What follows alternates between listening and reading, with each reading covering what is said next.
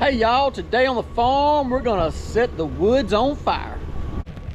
You may not know that fire is an integral part of forest management down here. We burn these woods off most years. This little spot right here I don't think got burned last year, but most years we will burn our woods off.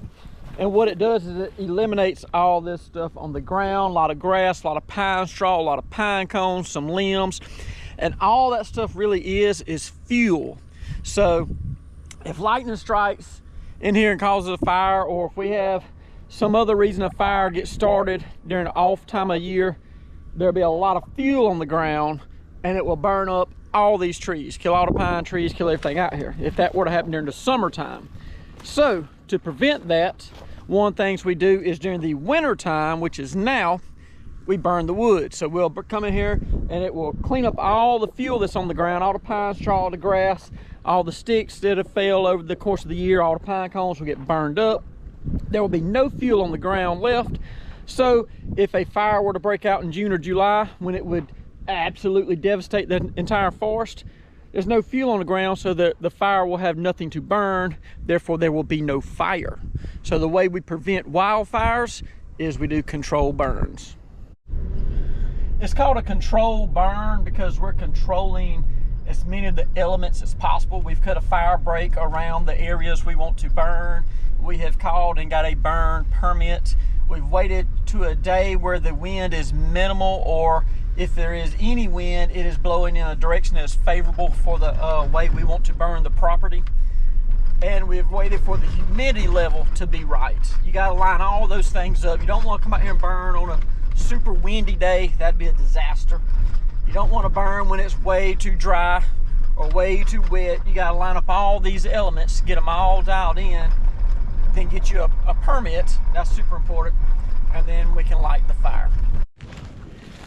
We have a gentle breeze coming out of the south, and so we've gone to the north end of our property and are lighting the fire, and we're going to work our way back toward the south. We don't want to light it on the south, meant the breeze is coming from the south, because that wind would then push the fire across the property and make it get very large and very out of control. We're doing what's called a back burn, where you burn against the wind. You light the fire on the opposite side of the property from where the wind is coming from, and you burn against the wind, so the fire kind of crawls real slow across the property.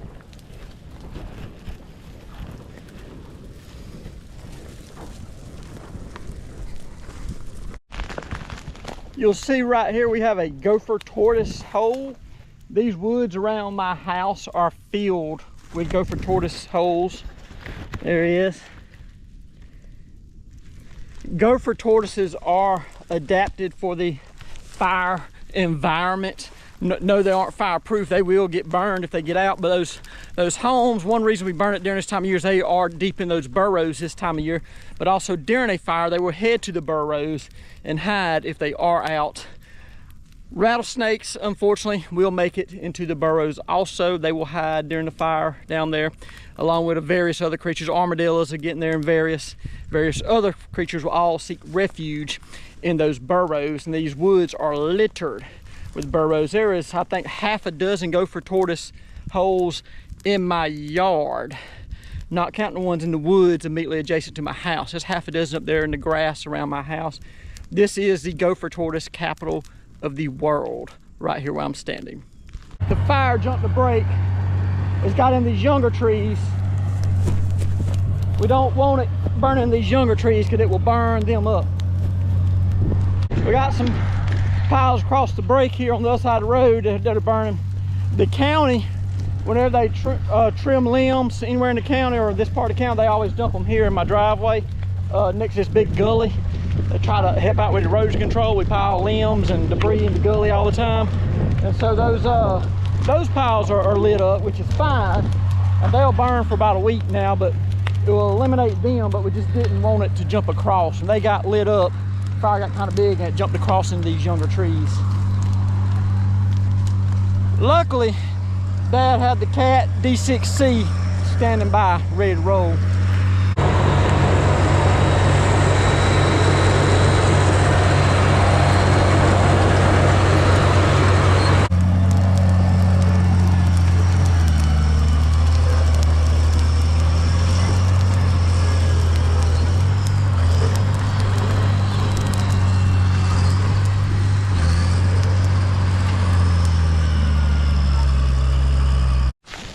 there is in this particular section of woods, always has been, a bobcat.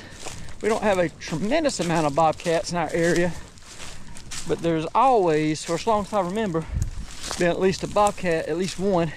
Every now and then you'll see some cubs, bob kittens, living right in this area. So I'm a little bit nervous. Walk around in here with the bobcats. I don't mind coyotes. I don't mind wild dogs. I can watch out for a snake. But a cat will claw your eyes out. I ain't messing with no wild cat.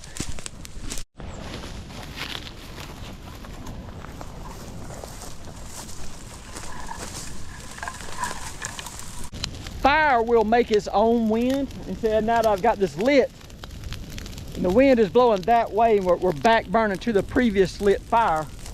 So you're seeing how the fire's gained size. If I'd gone down the hill and lit it, like I said, that fire would be 15, 20 foot tall by the time it got to here. So we're just jumping ahead just a little bit each time, and it'll get a big fire like that and burn back over to the other fire, and it'll put itself back out. And I'll light another fire 50 yards down the hill, and it'll burn big back to this one and put itself back out. If you don't get far enough ahead and get hot enough fire, it won't really do. You won't accomplish the goals we're trying to accomplish. You want to get the fire hot enough to kill Chinaberry trees and to burn up all the fuel on the ground, but you don't want to get it too hot so that it kills live pine trees. The pine trees thrive in a fire-rich environment, but they don't want the fire too hot. And they sure don't want it in June or July or August. They want it right now in January and February. I'm gonna light me up another stripe now. Get a little bit of juice here. There we go. Get down here just below. And we'll strike back across.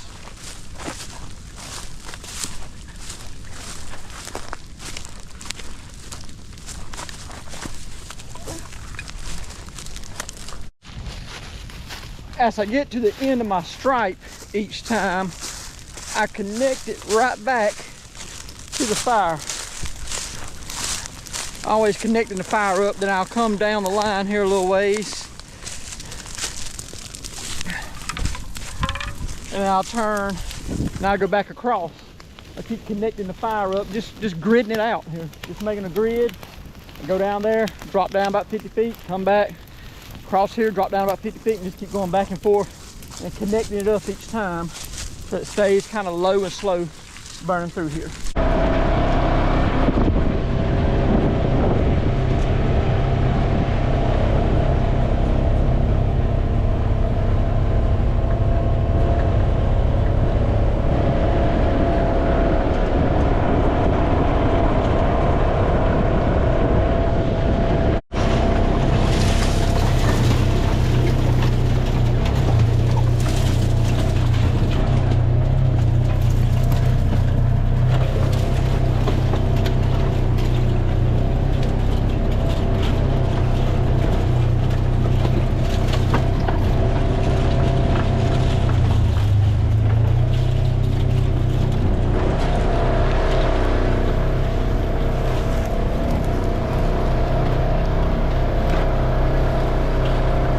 Now for the most dangerous part of the day. The main farm here, all the equipment, 63 Chevrolet truck, C30. We don't want any of that stuff burned up. Brand new auger, none of that stuff. But this is gonna get burnt here. So I gotta light this. We're gonna monitor it right along this fire break that goes around all this equipment, all the way below the grain bins and around Mama and Daddy's house and the red barn with all the tractors in it. And we gotta watch this like a freaking hawk. We gotta watch this sharp. This is the most crucial part of the day right here. Once we have a wide burn strip around next to this fire break here, we'll be safe. But we gotta get a big wide 50, 60 foot stripe of burnt material all the way around this fire break so it don't jump over there and get in the good equipment. This is the trickiest part of the whole day. We cannot have any mistakes at this point.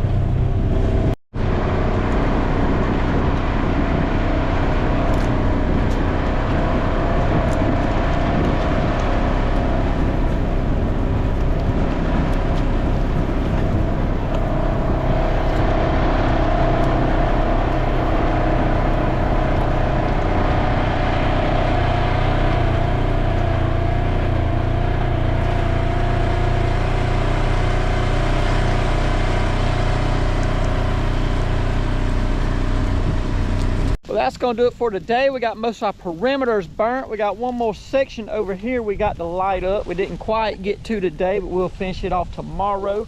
Let this burn back to where we had previously lit it, and then we can start walking through here looking for stuff like this. Young 6-point. I just found a while ago when we was coming through a little area. You'll find a lot of deer sheds and various things when we come through here, checking all the burn out tomorrow, making sure everything is sufficiently out and sufficiently burnt at the same time. But I thank all y'all for watching. I hope you learned a lot about forestry, and we'll see you next time.